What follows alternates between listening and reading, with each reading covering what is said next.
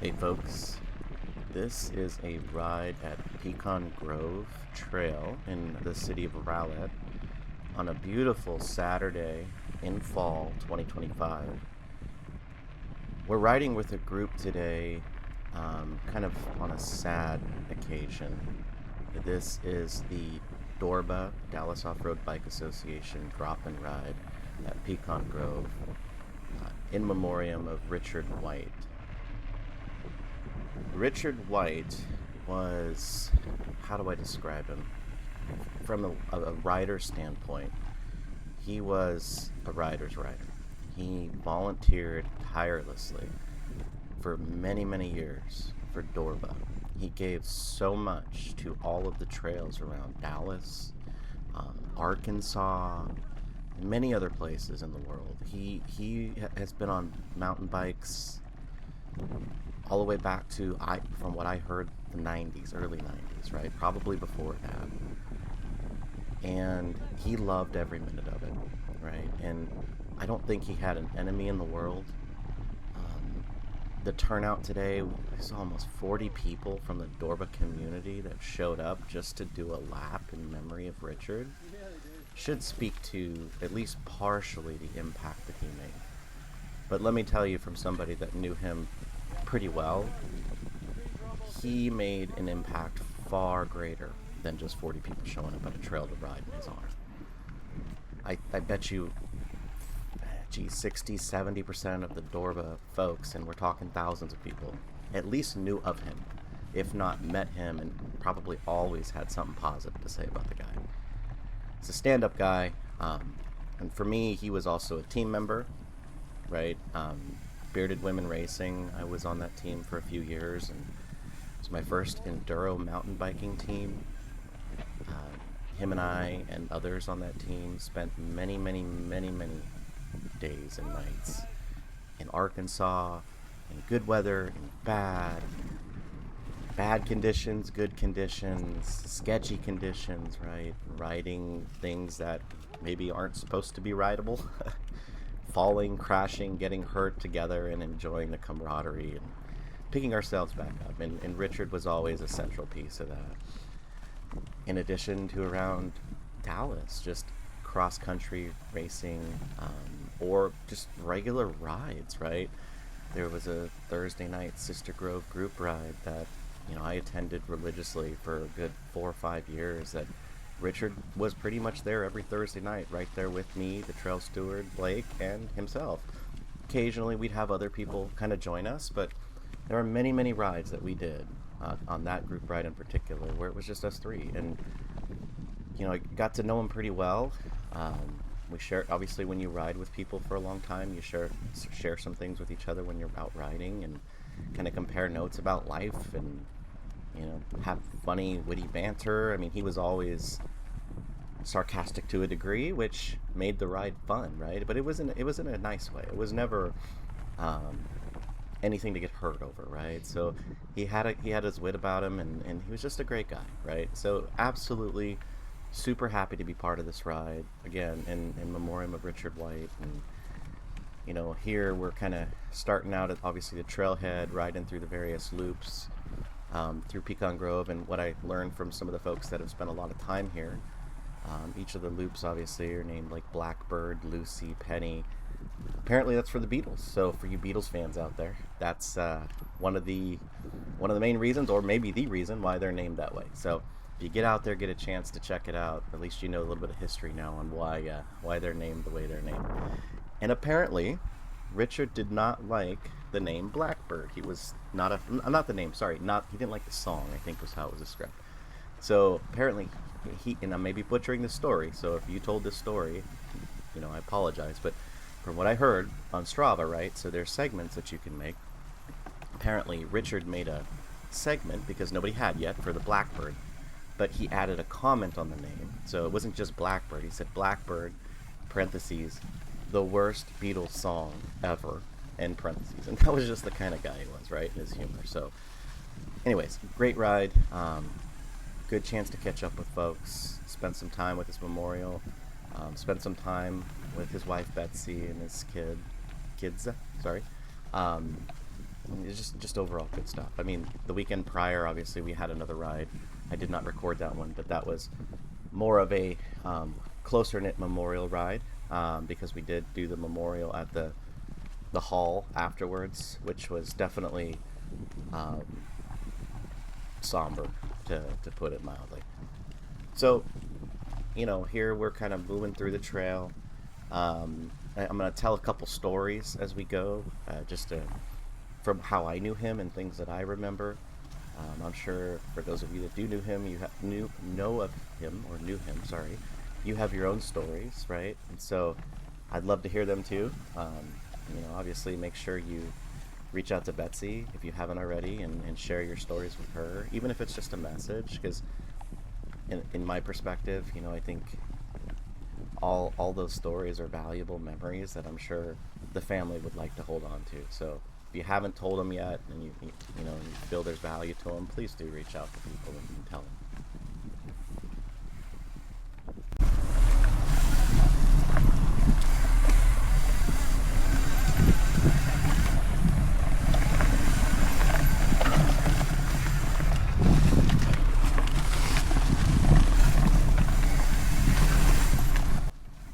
So the first story I have was probably 2022, one of those enduros, right, that Richard convinced me to go to. And, I never rid enduro before I joined the Spirited Women team. So I didn't really know what I was getting into. I like to jump the bike. Like, I'm pretty decent jumper. I'm pretty decent at drops. You good? But to put all that together and go very fast down a mountain, that's a completely different thing than just doing sessions on a jump you've ridden 500 times before. That was a fun spot. So, needless to say, right, it was a learning experience for me. All the times I spent doing enduro with him and the rest of the team. One time at Dinosaur Valley, in 2022, it's a state park in Texas. So when you do enduro, there's a day where you normally pre-ride, and then there's the actual race day. So pre-ride day would usually be like a Saturday, and race day would be like a Sunday, or maybe a Friday, Saturday situation. So we were pre-riding Dinosaur Valley, and there was, I forget the name of the stage, but it had this really chunky and very off-camber, sketchy rock roll, like a terraced rock roll. So it was like a set of stairs with rocks, but you probably couldn't walk down them like stairs, because they were just far more extreme, far more vertical, and the gaps between the pieces were much larger than you could probably handle stepping down. And not to mention they were steep. So what the race organizers did, they put this makeshift, I don't know, stair set or box or something at the very bottom of the terrace. So you're coming down off this thing, you're bouncing, kind of controlled fall essentially. And then you hit this box, and it did not make anything easier. It just added more complexity because it was very narrow, and you had to guide your bike. You couldn't even see it when you were at the top of the rock terrace. It was, by the time you got on top of the rock terrace and you were already pointed downwards, you couldn't stop. That's when you could start to see it. So you better hope that you were lined up with where that thing was when you got to the edge of the cliff and you were riding down it. If not, you're gonna have a bad time. So anyways, we pre-rode it the day before, and we were all hemming and hawing about going down this thing. Richard just got on his bike and rode down the thing, and I said, well, he did it, I'm sure I can do it. So I did, and I was pretty confident going into race day about it.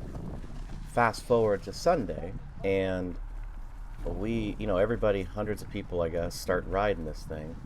This makeshift box starts to fall apart. Now, I'm talking screws popping out. You probably couldn't even stand on it at that point. It would have just collapsed by the time we got through there anyway. So I remember going down it, I think maybe ahead of Richard, and it was sketchy. It moved under my tire. It almost caused me to crash. Richard was probably 10 riders, 15 riders behind me. Well, suffice to say, he went down it, and at the end of the day, we started talking about it, and apparently right after he went down it, it collapsed. Like, literally collapsed. If that would have collapsed while he was on it, or anybody was on it, probably would have been a hospital trip. And he just sent it. And that was the kind of rider he was. You know, he wasn't the most extreme. You know, he's not doing jumps or backflips. I mean, none of us really were at that point. But when he committed to something, a feature, an event, whatever it was, he did it. And he didn't hem and haw about it. He didn't show fear. Maybe he was scared, but he was a leader in that way. Like, said, you know what, I'm going to do this. I'm experienced. I've probably seen this a million times in my experience writing. That I'm just, you know, assuming that's what was going through his head. But makes sense. Like, he would just send it. And so to that point, I you know, I respect his writing skills to be able to just commit and go, enjoy the ride, and have a good time. Woo! I always used to give him crap about JD and not including 13 at RCP. He finally did. Me too. I always gave him crap. He's like, well, they go through there at night. So my next story, the whole reason why I got into Judgment Day, so Judgment with one E. If you know, you know. If not, story on that later probably, or hang around the DORBA community long enough, you'll understand it. But the whole reason I got into Judgment Day, I mentioned I was doing the Thursday night group rides with Richard White, Sister Grove. And as we had ridden with each other for years, he started to bring up Judgment Day as we got closer and closer. I was like, what is that? And he would just go on to tell me, oh, it's 70 or 100 miles, the hottest part of the year, 10 different trails, and you have 24 hours to complete 100 miles or 70 miles. I was not thinking I was going to do anything like that, right? I was still a newish rider. I didn't really understand what level of commitment and fitness something like that would take and what kind of toll that takes on your body. So I didn't think I could do that, right? I was also really overweight and among other things. But needless to say, he encouraged me. He said, you know what? If you commit to it, you hydrate, manage your nutrition, and you practice and you train for it, you absolutely can do it. And apparently he's done it many, many years, either 70 or 100. And, you know, he was inspirational in that regard for me to say, you know what, maybe I can try this. Maybe I can do this, right? As unfit, unhealthy, and haven't been riding since the 90s like him. So I tried it. I tried my first 70 with a few other riding buddies. And to my surprise, I completed it. And at the end of the completion, guess who was there at the finish line? It was Richard, to congratulate me and share some war stories and challenge me to do it again next year. And so that's exactly what I did, except next year I did the 100 mile. First time ever doing the 100 mile, which you think 30 miles is not that big of a difference. But let me tell you, 30 miles in one day after you've already ridden 70 is hard enough. But the second piece of it is usually the 100-mile course, you're riding far more challenging 30 miles than it just being a repeat of what you've already done on the 70, right? So the harder parts of the trails are usually slated for the extra 30. And Richard loved to do this. It's not always 100. It's 100-ish. So some years it's 110. Some it's 101. You don't know what it's going to be until you get out there, right? There's lots of stories about Goat Island and everything else I could go into about that. But suffice to say, he was inspirational for me to get into Judgment Day, challenge myself, and prove that I can do it. And he would also be at the finish line pretty much every single year, whether he's riding or volunteering. I would see him. And almost every single Judgment Day, I would catch up to him at least somewhere on some trail, not planned, if we just run into each other, and I'd always ride with him, whether it be a half lap or finishing his loop or finishing mine. We'd ride together and talk and share war stories and talk about how hard this Judgment Day is or how easy it is. And I'd always banter with him. He's got to make it harder next year because it's too easy, because I'm making it through. It's too easy. He would laugh, right? And there's a whole thing on Loop 13, Rowlett Creek Preserve. If you know, you know. Maybe I'll talk about that later. But all that to say, he was an inspiration. And one late Judgment Day night, my first 100 mile that I talked about, which is my second year, was 2020. Last trail was Rowlett Creek Preserve, RCP. And I was falling asleep. It was 2 a.m. I didn't know how to manage my energy. I really still don't, but I was really a noob when it comes to cycling energy. And so by the time I got to RCP, I had to do an additional, was it 14 miles or 12 miles or something, because it was 2 laps. And the minute I got on the bike, I was falling asleep. And I've never been to a situation where, even though I'm pedaling and I've got headlights, I couldn't keep my eyes open. I tried caffeine, I tried sugar, I couldn't do it. My body was shutting down. So somehow, I got through 3/4 of the first lap, and I was on the backside returning back to the car, and I ran into Richard. Richard was finishing his 70 mile. I was finishing lap 1 of my 100 mile, which for RCP you had to do 2 laps for the 100, 1 lap for the 70. So he was almost done, but he slowed down and he let me follow him because he knew I was struggling. So I just, hooked up, kind of rode behind him, followed him the last, 5-10 miles, and we talked, and he kept me awake, and he was encouraging me, right? And so when I did my second lap, obviously he didn't ride that with me, but when I finished, which took another hour to finish the second lap, guess who was waiting at the finish line? It was Richard White. So I mentioned that story to tell you, not only was he an inspiration for lots of people, not just me, but he was a good friend, right? He wanted to make sure that I got through it, and he didn't have to do that. Yeah, it's a little punchy.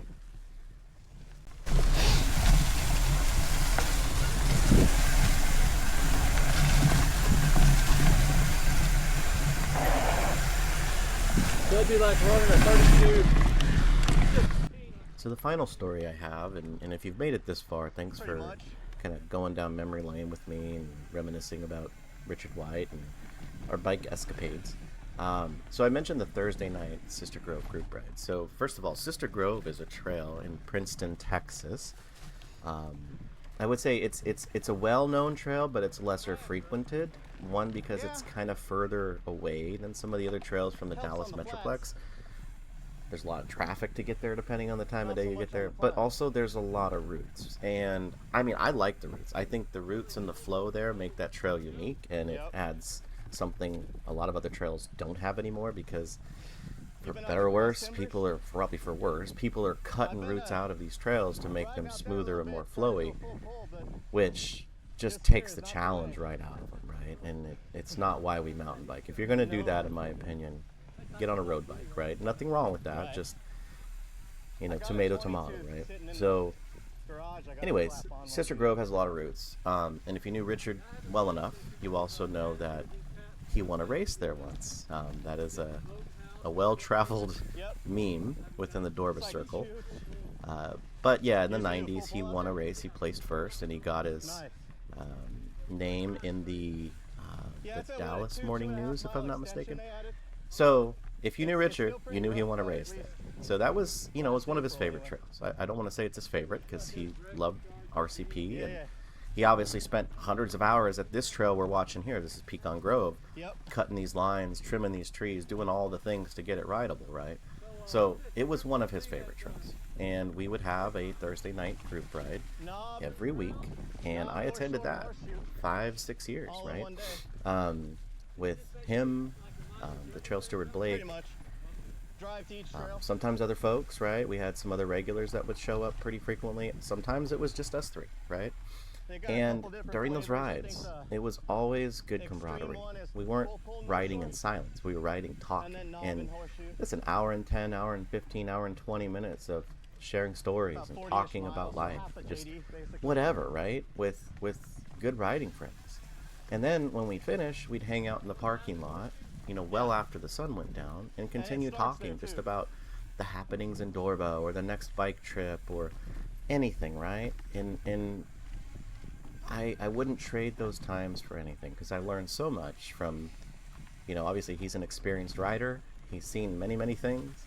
And I learned a lot of things about the history of riding, a lot about where riding's going, mountain biking in particular, certain trail histories, obviously his race, and everything else in between. So just a great time of my riding life. I got to experience that with him, and I'm just happy I did. I wish it didn't end, but you know, life changes, and you know, unfortunately that ride has stopped, and hopefully we can get at least a memorial ride at Sister Grove going here soon, because I think he would have liked that.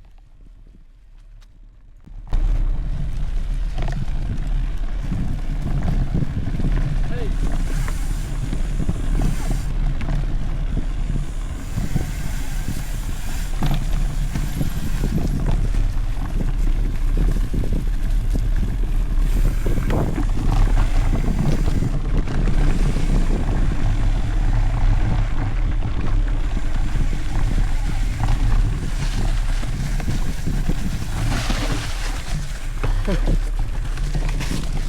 Icy, The penalty when you get off the tread. right?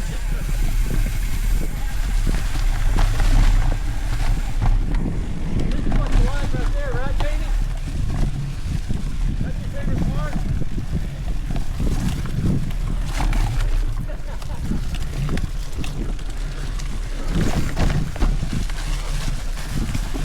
That's a lot of hay.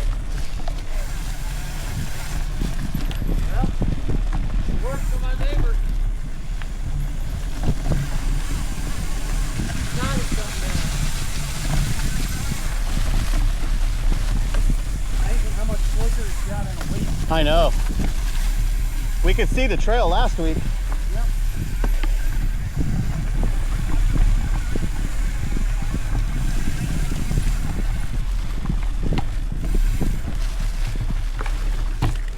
He's trying to kill us back here. He's Of course. scrub all the speed before the clock. That's how it goes, right? What's that, Willie? I hate gears.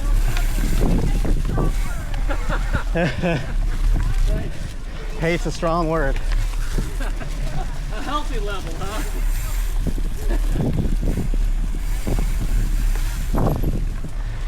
So you're saying there's not a healthy level of hate? Yeah. All right.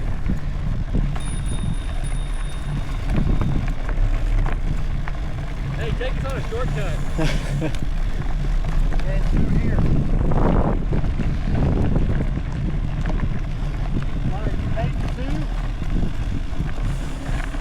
Oh, I saw 100 up there. I was just trying to catch up with you. Yeah, he's got the peak helmet.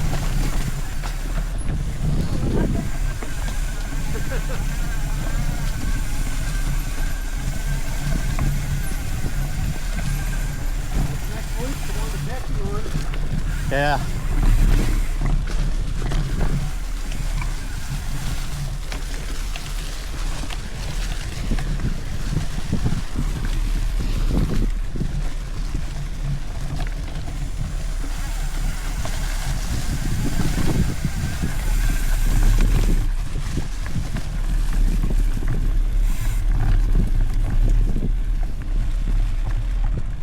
What do you have on there? Is that a ring camera?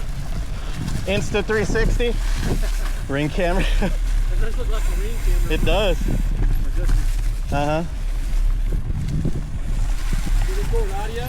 It does. Uh-oh. Uh-oh. You got stuff to browse it by. Over here!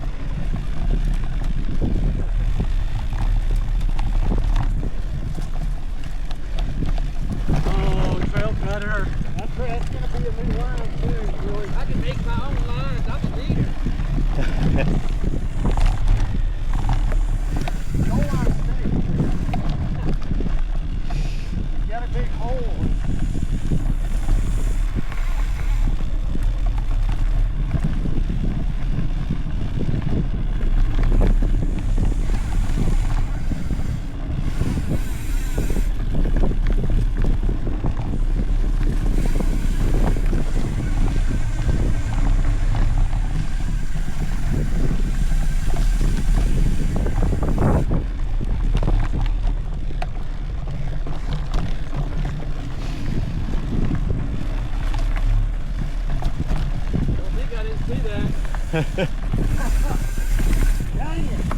I took the middle road.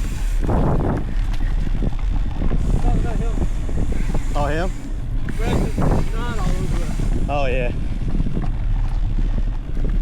Probably not a big germaphobe hater like you. No, it's called etiquette. Unless you want to swap fish later. No. Well, I don't want to swap with you neither. Let's find some more face slappers. Yeah, you need one. you need one with a thorn in it, boy. Whoa! Sorry, is that too much weight? Aggressive.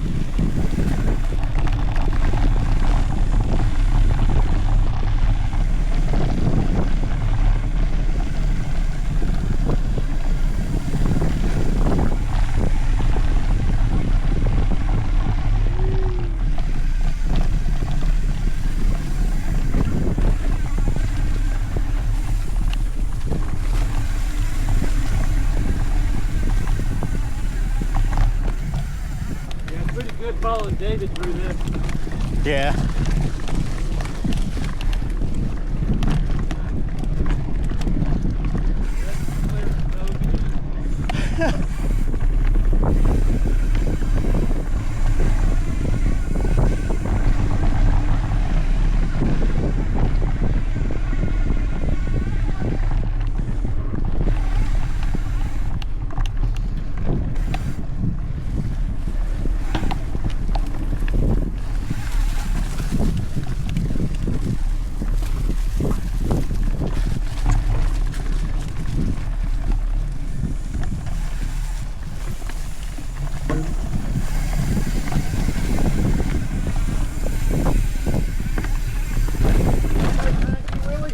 Jamie. It's just us four? Actually, she's not behind us either. We better... Yeah, that's what I'm Ruh-roh. Get to my breath, not bad. You're moving pretty good. I love this loop. This loop I tend to like. The downhill on it? Well, and it's the flowiest. That's true. No punchy climbs around the corner? No. Have you been here recently? Yeah, last weekend and then about a month ago. So you know then last weekend Behind you, Jamie? on the second section that we took out. Oh, really? That next flow killer? Uh-huh. Behind you? You took it out? Yeah. No, there's not. I was gonna say, it felt like there was one less punchy climb in there. Well, it's the one you would have noticed because Willie always complained where you went up the hill, run the right, and then it was like a 180 to the left, Yeah, off camber. I remember that one. Yeah, it's gone. Yeah, that one would catch me every time because I wasn't thinking about it. Couldn't build up momentum. It's funny, I don't even remember complaining about it. You did maybe once, and then every time I rode it by myself, I was like feeling your pain because I was like, it really is a flow killer. Yeah. We'll know.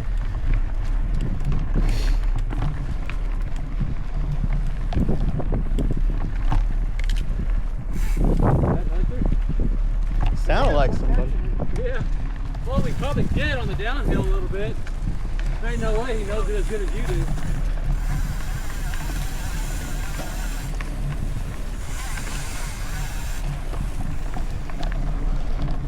Oh yeah, we lost everybody. Yeah. There's one guy. Yeah, Jamie. I think he was the one that cut on. Oh yeah, he is.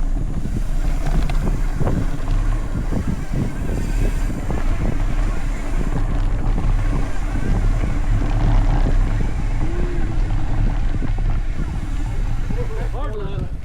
I've done where it's not too bad. On that run right there? Yeah. Yeah. I used to hate it, but it's like now you kind of know it's there. Yeah, no. You can anticipate it. Makes it You easier. probably don't need to make too many changes until you really get used to it, and then you know. Yeah. You realize you aren't going to dump it down too much. That's right. Because we like stop and think. And regroup everybody? Yeah. Well, why would, yeah. You want to hold up and check everybody? Oh, no. I say slow pedal, but we don't do that. That's right. I mean, we're technically not pedaling. Oh, sharp turn. There's one. You notice my arrow though, Willie? No, I didn't see it that time. Oh. I saw it last time. Yeah, that trail's basically invisible right there. It is. Yeah, I just follow y'all. That's why I never know this trail. I always follow David. Have I been out here without you, David? Yeah, you and Sylvia came once. Oh, that's right. I figured him out, yeah. She's never here with me.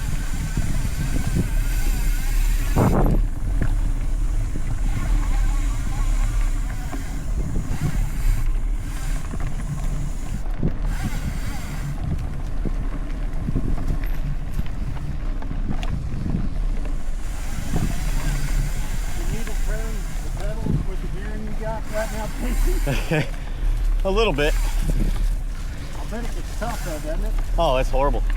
But it's really a setup for Irwin only because that's all I really ride right now. Yeah. I'm just too lazy to switch the gears when I go out to big cedar and stuff, so it's hell. Is that the only bike you got?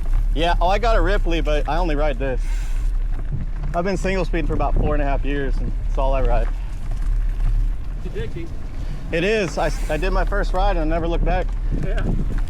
I put the other... I've got 3 single speeds. Nice. I want to get a Visago or a Chumba, but I got a good deal on this from Bike Work, so I made this a single speed. Yeah, I was looking at the Chumbas there for a while, but those city after were closed during COVID and I couldn't get anything. Oh, So I looked at the project, went to Tom and he goes, yeah, I got 2 of them. nice. So I got 1 in tie and 1 in steel. Oh, there you go. How do you like the tie? Not as much as I like the steel. Really? Yeah. It's lighter than the steel though, right? Yeah. Huh. I think the steel just flexes better. Okay, that's good to know. I would have thought tie's the way, but This is just a little stiffer, yeah. No, you can make it however they want. This is the corner I was telling you about. It used to go to the right, oh, around right This is there. not the corner that she was talking about, is it? No. Yeah, no. That was a horrible corner though. yeah. Especially on an uphill. Yeah. And now you come through and hold your speed. Yeah, that's a good change. Well, we got a lot more people in the town now. Yeah, there we go.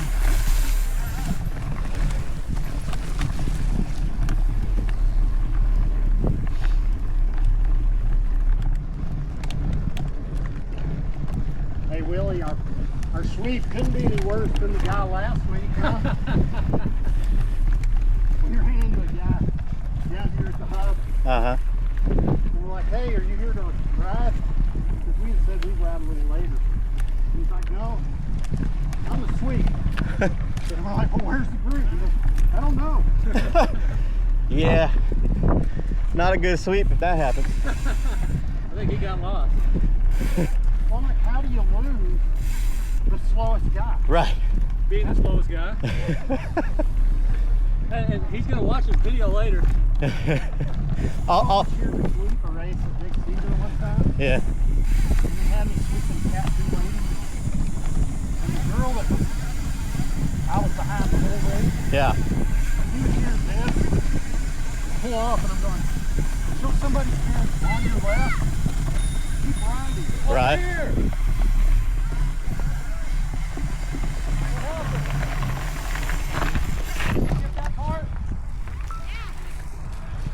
And I talk to myself all the time when I'm riding by. I do that. Well, I'll do that.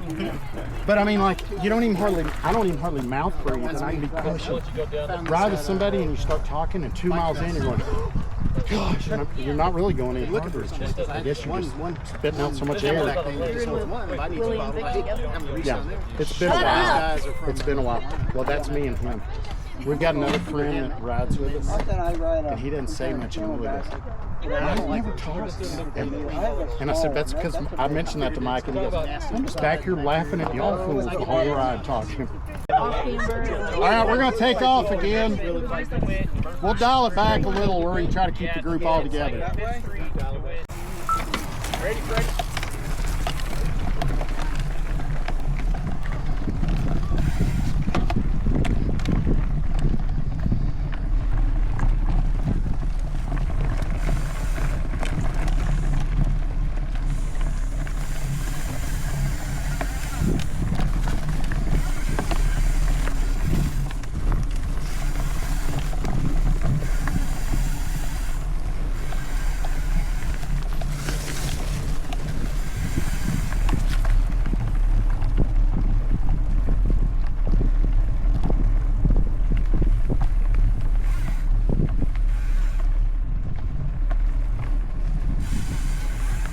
hole.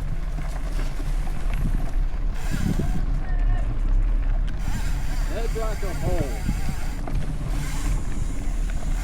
Come on, David. Ride's over here.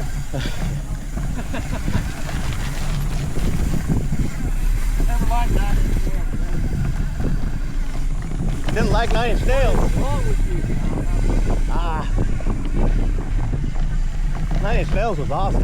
Trent Reznor was the shit stick That's right. back then. Yup.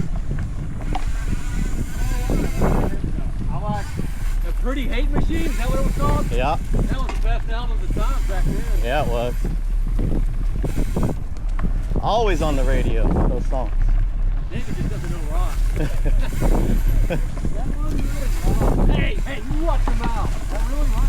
What do they call it? Industrial? Industrial what? trash. I'll go with that. I don't know, I just like different music. I like Hank Jr. Country's good. No, I do, but I mean, they're not horrible. I like a lot of the other, their contemporary bands better. Stone Temple Pilots, Yeah. Pearl I Jam. really like all of them. Yeah. I mean, I like all the hair metal stuff leading up to grunge and kill, the grunge kill. That's true. White Snake, all them. Oh, man. What do they call it? The glam hair band? What do they call it? Nobody can throw a sexual Rat. innuendo like white. Rat. That's the name of their band alone. Right. Wait, what do you mean? White Snake wasn't a snake that was white? It was an albino python. I'm intentionally slowing down, Jason. Sorry. Oh, you're good, man. Dude, you're messing with my Strava. When Willie starts talking, it makes me want to go fast. Get out of earshot. No. How did he see how he treats me? It's bad, man. Horrible. He's a bully. I see that. You getting bullied?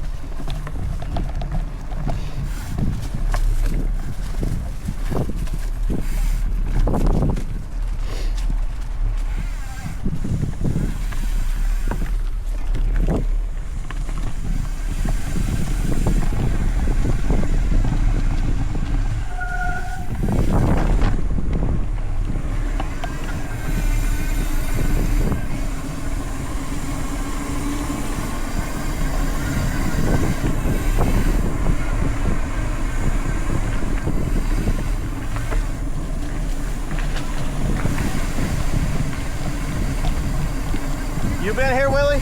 Huh? You been here? Yeah. You gotta run up this sucker. Yep. I'm going wide for it. Right. Okay.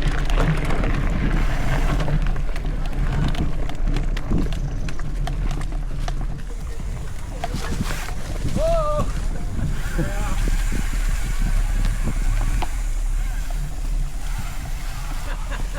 Sounds about right. Won't even slow up. It's gonna fall up back there. It will slow up ahead anyway, but Got a big speed bump back there.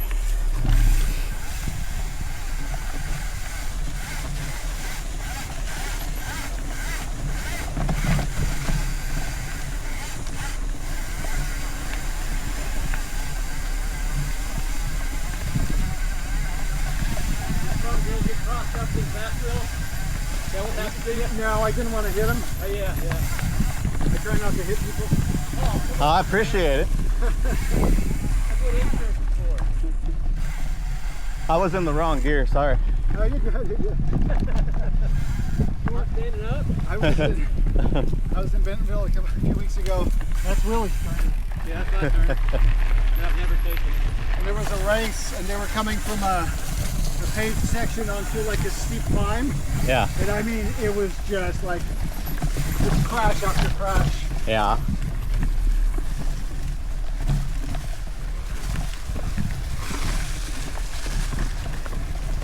Let's get the camera up.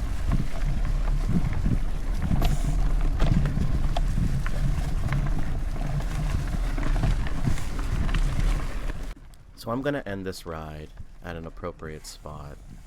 There's a white cross commemorating Richard that White climb, you gotta run that it we all stopped at and shared a few moments of silence individually for him. You gotta attack it. If you get a chance to ride Pecan Grove and you come across that spot, look for the white cross and know that a DORBA legend, a beloved DORBA legend, put in countless hours at this particular trail to make it rideable for everybody It's to kind of enjoy. RCP-ish. And he's going to be missed. To me, being on the levee reminds me of Uh-huh. 6 along the creek. Oh yeah, yep. That's right. So thanks for listening to my various stories. Thanks for watching the video as we remember Richard. I did want to say one thing in closing, though. His passing was very tragic and unexpected. He affected so many people. If when my time comes, I affect maybe a quarter of the people he affected and impacted in a positive way, then U-turn. I would be ecstatic. I can't imagine, you know, the sheer numbers of people that were shocked by this news of his passing. So one thing I do want to say, you know, please, please, please talk to your friends and loved ones. Don't assume because they haven't said anything for a while and, you know, you think they're doing okay. It doesn't mean they are. You know, sometimes the ones we least expect that reach out is the ones that need it the most. And what I learned through this is they're not going to ask. Oh, right there. You know, they're not going to say, I'm thinking something, or I need help, or I need a ride, or, you know, you need to be the one to initiate. Reach out, offer your hand, offer the olive branch. Be that friend, be that family member that can make a difference. Don't wait for some unexpected news to come and rock your world. So life's too short. Don't take it for granted. Relationships matter. And do what you can to help people. All that said, thanks for riding with me today, and I hope to see you out there.